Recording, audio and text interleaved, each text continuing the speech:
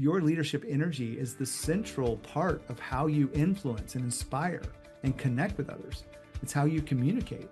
When you're waning in energy, it's really hard to inspire and communicate the way you need to. It's hard to find alignment. You get frustrated easy. You live in a place of impatience. All of these things are all because you're not paying attention to your energy. So what can you do about it?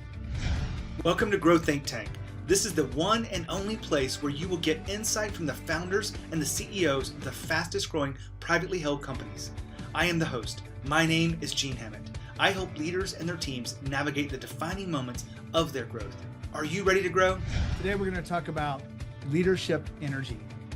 You may think that the core thing in your business is leadership time or time in general, but really it's more about energy. Do you have the energy to get the work done? Do you have the energy to think through things? Do you have the energy to listen? Do you have the energy to communicate the way you want to? Leadership energy is often overlooked. Today, we're going to unpack that, help you become a better leader by understanding how leadership energy is really the core of how you connect with others. My name is Gene Hammett. I'm a CEO coach. We do founder coaching, we do executive coaching, as well as leadership development. My team behind me really focus on helping companies become better leaders and helping them define that leadership model that really helps them scale their business. Sometimes we have to build a stronger foundation to scale on, slow down to speed up. And if you're curious about the work that we do, the next training we have is at training.coreelevation.com. You can sign up there today. It's absolutely free. What you'll find there is a primer. If you're under about 10 million, you probably are feeling like you're the bottleneck of the company. You may feel like you're the bottleneck of the company at over 10 million, but it shows up very strongly and very commonly when you're about 5 to 10 million in revenue. So when you have about 20 employees, make sure you're not the leadership bottleneck. And you can come to the training.coreelevation.com to figure out what your play is and what your next move is. And we're there to help you, and it's absolutely free. Now, here we dive into leadership energy.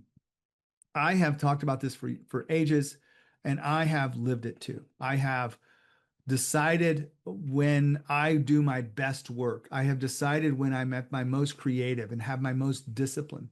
For me, it's early in the morning. For others, it might be later in the day. Sometimes it's in the evening.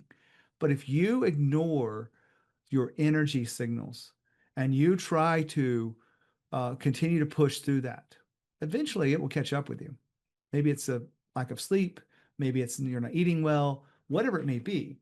But today, I'm not going to tell you how to sleep and how to eat, but I am going to just highlight the fact that you want to make sure that you understand that your leadership energy is the central part of how you influence and inspire and connect with others. It's how you communicate.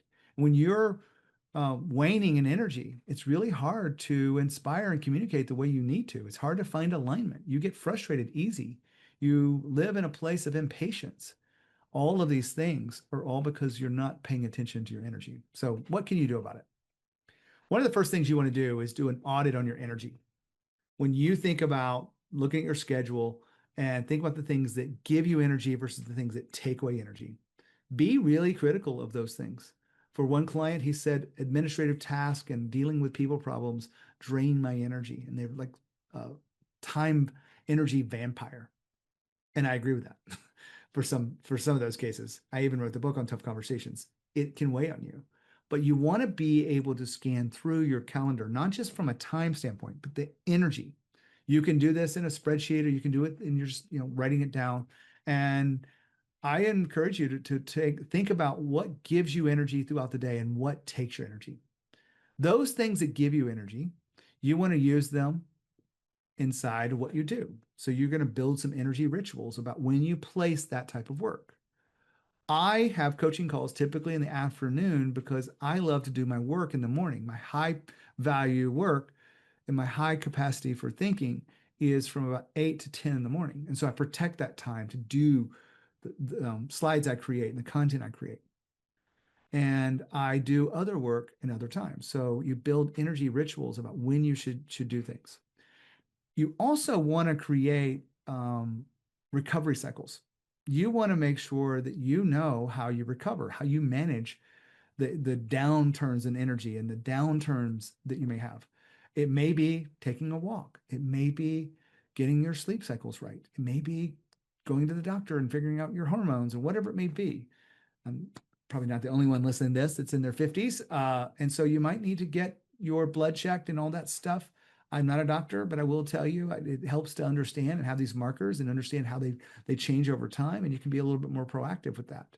But you want to create recovery into your day. Maybe it's working 7 days a week used to work when you were 22, but at this pace and at the level of thinking that you have to do to move your business forward, you can't put in 7 days of work. You need to take at least one day off.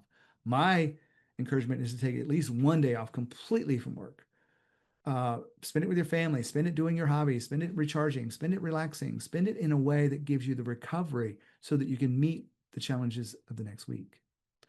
And then you might also want to think about how you lead energetically, not endlessly.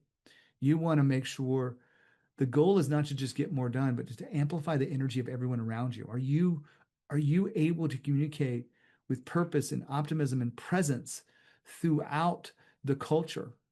Because energy is addictive or contagious. And so you want to make sure that you are really tuned into this leadership energy, knowing that you're depleting it and knowing that you can do that audit, you can have recovery cycles, you can have rituals, and you can actually give energy to others. It really will help you. All this being said, we love helping companies grow. We helping leaders be better leaders. So if there's anything we can help you do, make sure you reach out to us. The free training that I mentioned earlier is at training.correlation.com. Make sure you join us for free. And when you think of growth and you think of leadership, think of Grow Think Tank. As always, lead with courage. We'll see you next time.